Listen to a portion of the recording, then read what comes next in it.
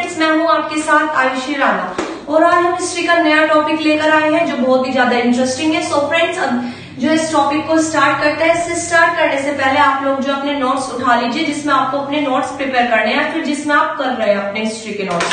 ठीक है फ्रेंड्स, तो चलिए टॉपिक स्टार्ट करते हैं। सबसे पहले आज हम पढ़ेंगे मगध राज्य का उदय कि मतलब कि मगध राज्य की स्थापना किसने करी थी, कब की थी, ये सब कुछ। सो फ्रेंड्स, स्टार्ट करते हैं। सबसे पहले जो मगध साम्राज्य की स्थापना फ्रेंड्स की थी बृहदत्त ने। मगध साम्राज्य की स्थापना किसने की थी फ्रेंड्स, वो की थी बृहदत्त ने। लिख लेते हैं इस बात को। मगध साम्राज्य की स्थापना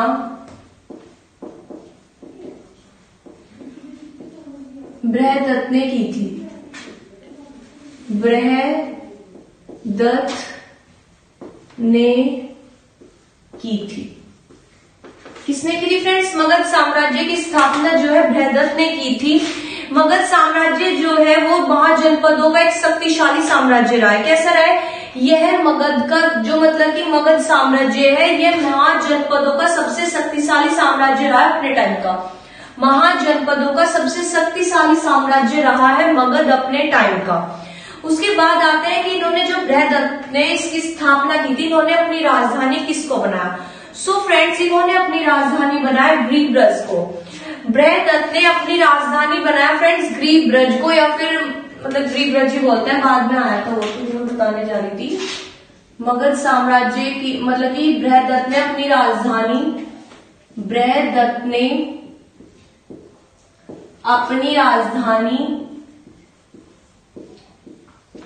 ग्रीब्रज को बनाया। फ्रेंड्स, स्टार्टिंग कैसे थे कि मगध साम्राज्य की स्थापना की बृहदत्त ने, इन्होंने अपनी राजधानी बनाया ग्रीब्रज को। जो ये मगध साम्राज्य था, महाजनपदों का शक्तिशाली साम्राज्य रहा है अपने टाइम का। मौर्य मतलब कि जो इसमें वंश आते रहे, लेकिन जो लास्ट में मौर्य साम्राज्य आया उसके बाद जो है मगध साम्राज्य विभाजित हो गया बहुत सारे भागों में। मौर्य साम्राज्य के टाइम पर या फिर मौर्य काल के टाइम पे जो था मगध साम्राज्य वो विभाजित हो गया था। वैदिक साहित्य में मगध साम्राज्य की स्पष्ट जानकारी नहीं मिलती। कौन से साहित्य में, वैदिक साहित्य में जो है मगध साम्राज्य की हमें स्पष्ट जानकारी नहीं मिलती।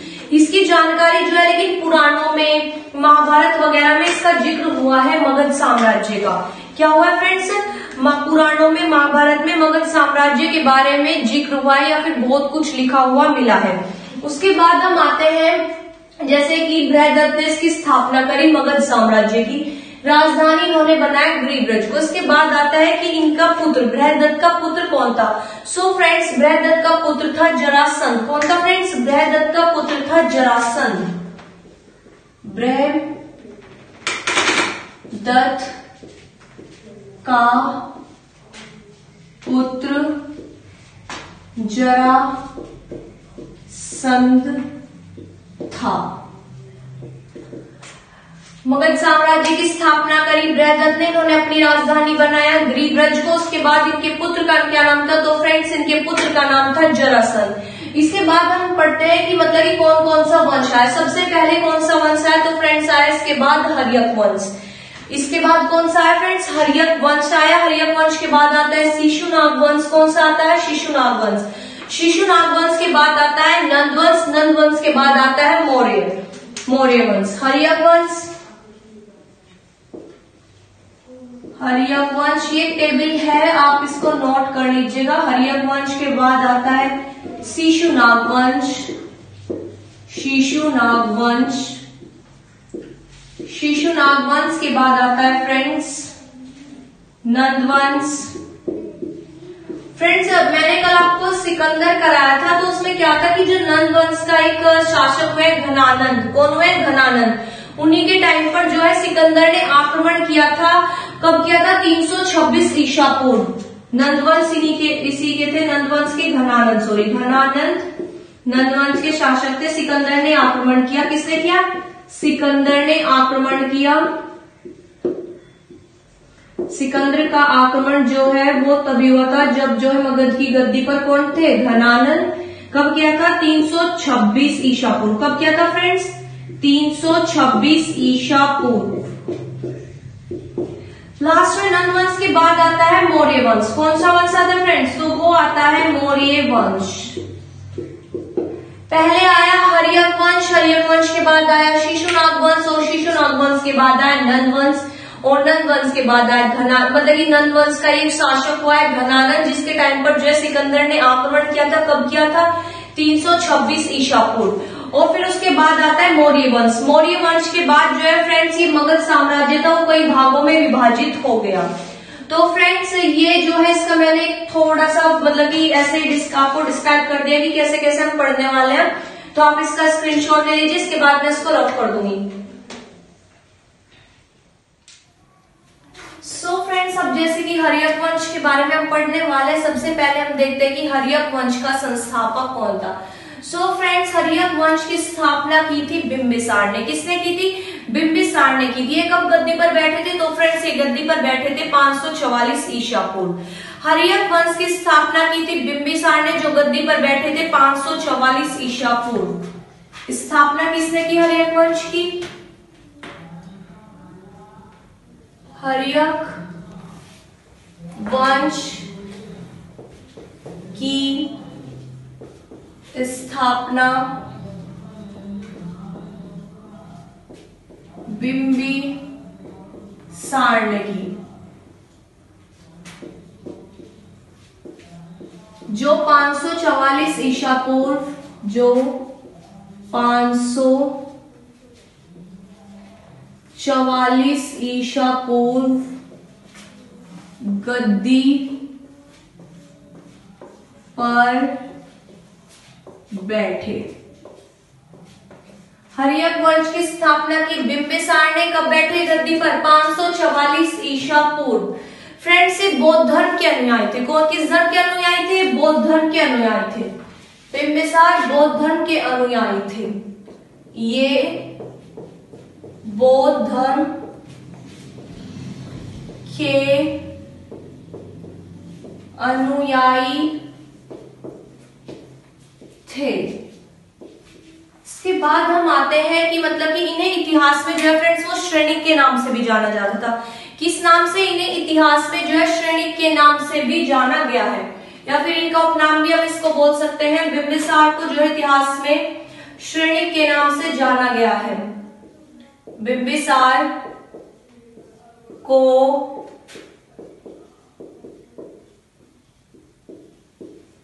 इतिहास में श्रेणिक के नाम से भी जाना जाता है।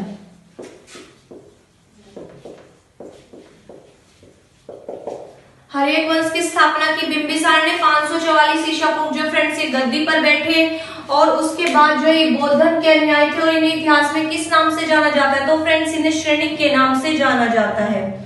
वह प्रथम, ये जो है बिंबिसार जो है वो प्रथम भारत के राजा हुए जिन्होंने प्रशासनिक व्यवस्था पर बल दिया। कौन सी व्यवस्था पर बल दिया फ्रेंड्स? इन्होंने प्रशासनिक व्यवस्था पर बल दिया। यह भारत के यानी कि यह प्रथम भारत के ऐसे शासक हुए जिन्होंने जो है प्रशासनिक व्यवस्था पर बल दिया। कौन सी व्यवस्था पर बल दिया इन्होंने? प्रशासनिक।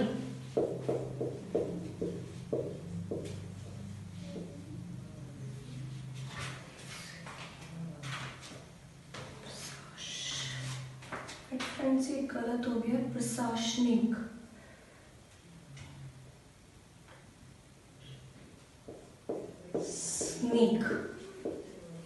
प्रशासनिक व्यवस्था पर बल दिया।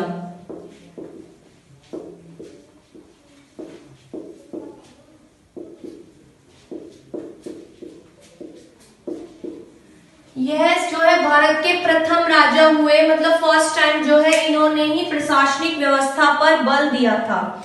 इसके बाद आते हैं बिंबिसार ने बृहदत्त को हराकर अंग राज्य को मगध में मिला लिया। किसको?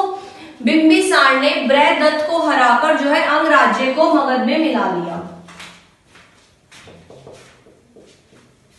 बिंबिसार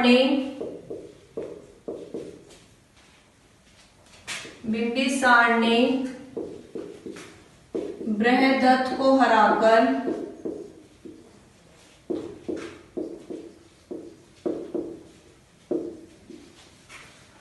अंगराज्य को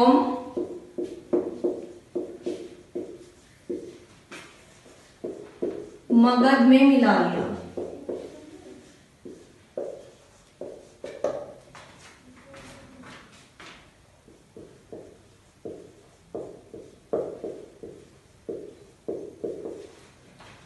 प्रशासनिक व्यवस्था पर बल दिया। उसके बाद जो है इन्होंने बृहदत्त को हराकर उसको अंग राज्य को मगध में मिला लिया। बिंबिसार ने राजगृह का निर्माण कर उसे अपनी राजधानी बनाया। किसको बनाया? इन्होंने जो है राजगृह का निर्माण किया, उसको अपनी राजधानी बनाया। लिख लेते हैं फ्रेंड्स इस बात को कि बिंबिसार ने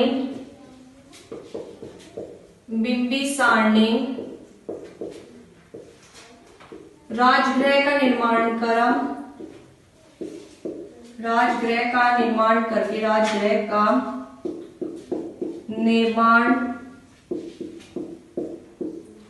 करके उसे अपनी राजधानी बनाया।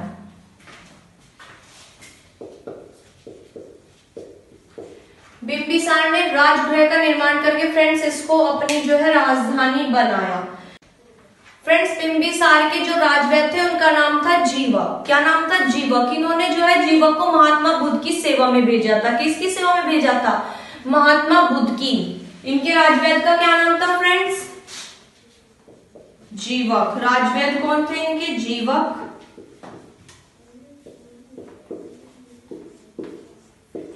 इनको महात्मा बुद्ध की सेवा के में भेजा। महात्मा बुद्ध की सेवा में भेजा। सो फ्रेंड्स राजवैद्य का क्या नाम है बिंबिसार के? तो वो है जीवक। इसको इन्होंने किसकी सेवा में भेजा? महात्मा बुद्ध की। उसके बाद जो है इन्होंने इनको जीवक को जो है वो अवंती के राजा प्रमोद, क्या फ्रेंड्स? उसके अवंती के राजा प्रगोत, किसकी? अवंती के राजा प्रगोत की उसमें भी भेजा था। उनको जो है पीलिया बीमारी थी, ये पीलिया बीमारी के स्पेशलिस्ट थे जीवक, इसलिए उन्होंने इनको अवंती के राजा प्रगोत के पास भी भेजा। किसके पास से भेजा? अवंती के राजा प्रगोत के। अवंती के राजा प्रगोत के पास भेजा। इनको पीलिया हो गया था, पीलिया।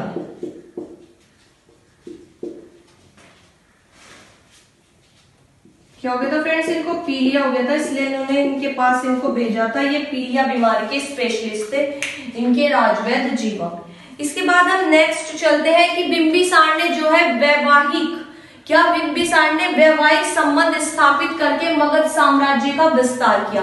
कैसे विस्तार किया इन्होंने मगध साम्राज्य का? तो फ्रेंड्स इन्होंने वैवाहिक संबंध से जो है मगध साम्राज्य का विस्तार किया। कैसे किया? वैवाहिक संबंधों से। वैवाहिक संबंध स्थापित कर, वैवाहिक संबंध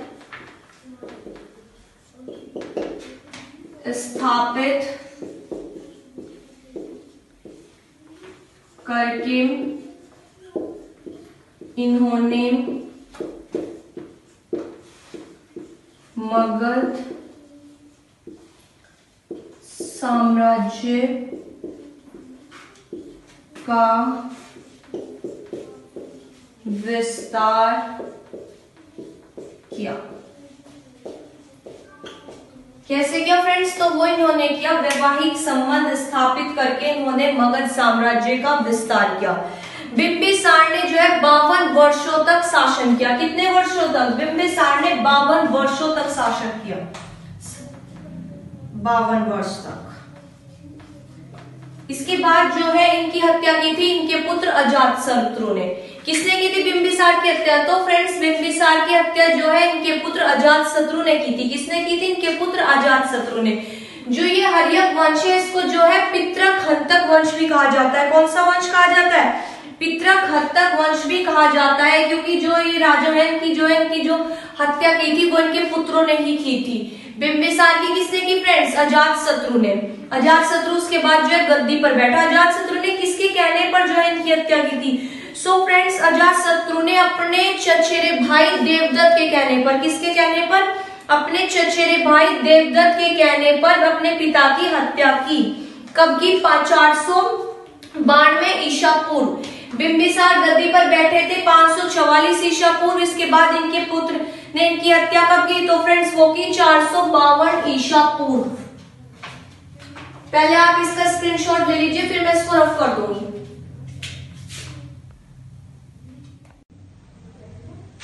तो फ्रेंड्स, बिंबिसार की हत्या उसके पुत्र अजातशत्रु ने की।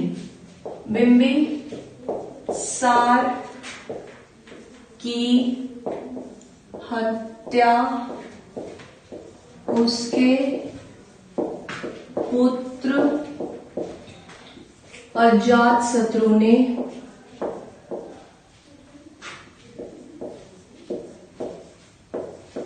492 ईसा पूर्व की। कब की? 492 ईसा पूर्व। अपने चचेरे भाई देवदत्त के कहने पर, अपने चचेरे भाई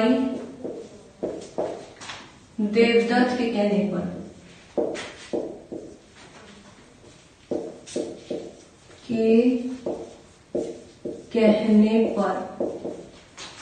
किसके कहने पर की थी? तो फ्रेंड्स वो की थी अपने चचेरे भाई देवदत्त के कहने पर। इसके बाद जो अजातशत्रु गद्दी पर बैठा। कब बैठा? 492 ईसा पूर्व, जब इन्होंने अपने पिता की हत्या कर दी थी। इनको जो है इतिहास में कुनिक के नाम से जाना जाता है। किसके नाम से फ्रेंड्स? अजातशत्रु को इतिहास में कुनिक के नाम से जाना जाता है। इनके पिता बिंबिसार को श्रेणिक के नाम से जाना जाता था, और इनको जो है कुनिक के नाम से जाना जाता है। अजातशत्रु को इतिहास में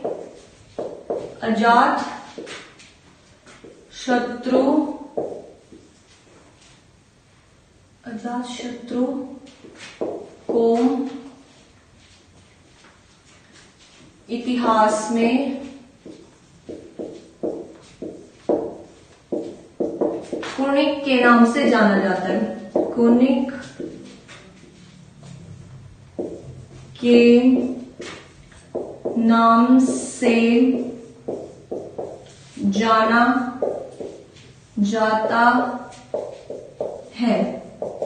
फ्रेंड्स, जो अजातशत्रु थे वो जैन धर्म के अनुयायी थे। किसके अनुयायी थे? जैन धर्म के अनुयायी थे। इनके पिता बिंबिसार जो है वो बौद्ध धर्म के अनुयायी थे, और ये किसके अनुयायी थे? तो फ्रेंड्स ये थे जैन धर्म के। अजातशत्रु जैन धर्म का अनुयायी था। अजातशत्रु जैन धर्म का अनुयायी था। कौन से धर्म का अनुयायी था? तो फ्रेंड्स ये जैन धर्म का अनुयायी था। उसके बाद हम आते हैं कि इसका विवाह जो है कौशल नरेश प्रश्नजेत की पुत्री वाजिरा से हुआ था। अजातशत्रु का विवाह किससे हुआ था? तो फ्रेंड्स हुआ था कौशल नरेश प्रश्नजेत की पुत्री वाजिरा से। कौशल नरेश की पुत्री वाजिरा। प्रश्नजेत कौशल नरेश की पुत्री वाजिरा से अजात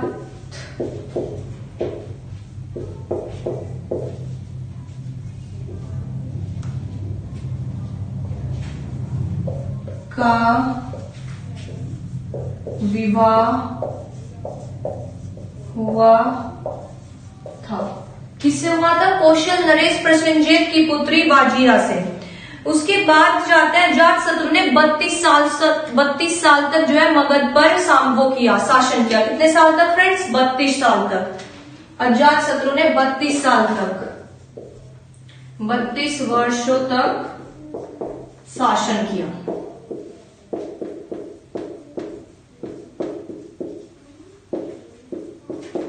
कब तक किया फ्रेंड्स? 32 वर्षों तक शासन किया। अजातशत्रु के मंत्री का नाम क्या था फ्रेंड्स? वर्षकार। इसी की सहायता से अजातशत्रु ने जो है वैशाली पर विजय करके उसे मगध साम्राज्य में मिला लिया। अजातशत्रु के सेनापति का नाम था फ्रेंड्स वर्षकार। इसी की सहायता से जो है अजातशत्रु ने वैशाली को मगध में मिला लिया। अजातशत्रु के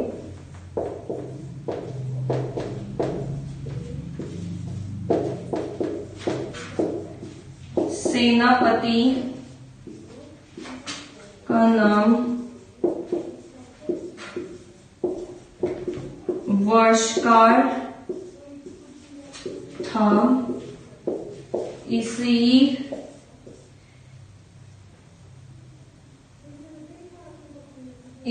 की सहायता से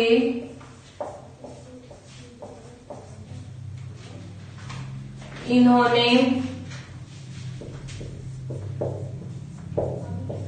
वैशाली को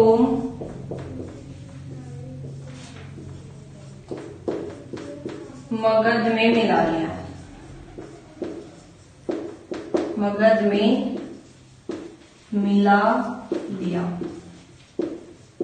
किसकी सहायता से? तो फ्रेंड्स वो अपने सेनापति वर्षकार की सहायता से इन्होंने वैशाली को उसमें मिला लिया। फिर उसके बाद जाते हैं 461 ईसा पूर्व।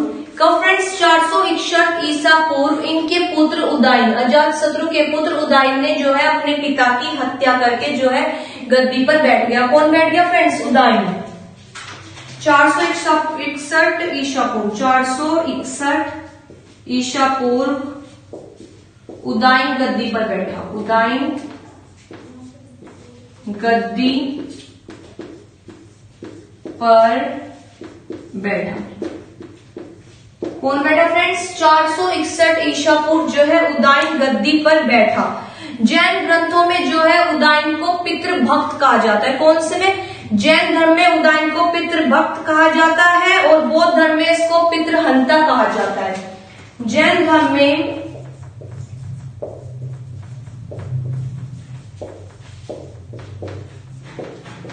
उदयन को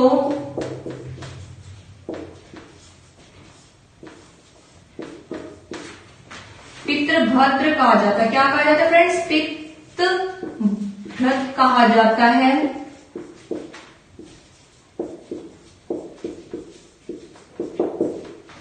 और बौद्ध धर्म में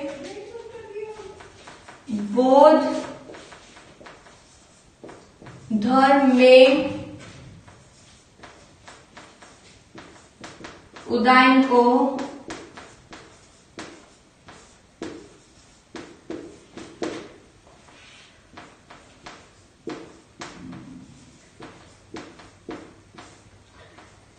हंता कहा जाता है। पितृहंता कहा जाता है।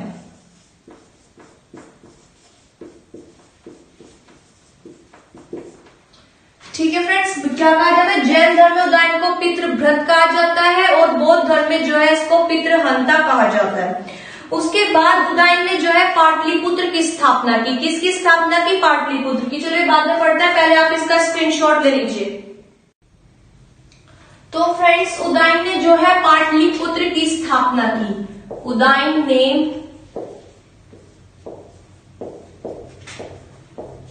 पाटलिपुत्र की स्थापना की। किसकी की फ्रेंड्स? तो इसने की पाटलिपुत्र की स्थापना। जो ये उदयन था ये जैन धर्म का अनुयायी था। अजातशत्रु भी जैन धर्म का था और उदयन भी। उदयन जैन धर्म का अनुयायी था। उदयन जैन धर्म का अनुयायी था। फ्रेंड्स उदयन के बाद गद्दी पर बैठा नागदशक। कौन बैठा? उदयन के बाद जो है गद्दी पर बैठा नागदशक। जो नागदशक था वो जो है हर्यक वंश का अंतिम शासक था। हर्यक वंश का अंतिम राजा कौन हुआ फ्रेंड्स? उदयन का पुत्र नागदशक। कौन हुआ है? उदयन का पुत्र नागदशक। उदयन के बाद गद्दी पर नागदशक बैठा। उदयन के बाद गद्दी पर नाग दशक बैठा। नाग दशक जो है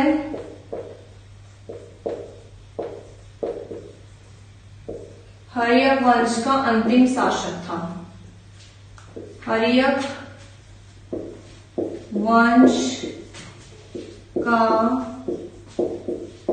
अंतिम शासक था।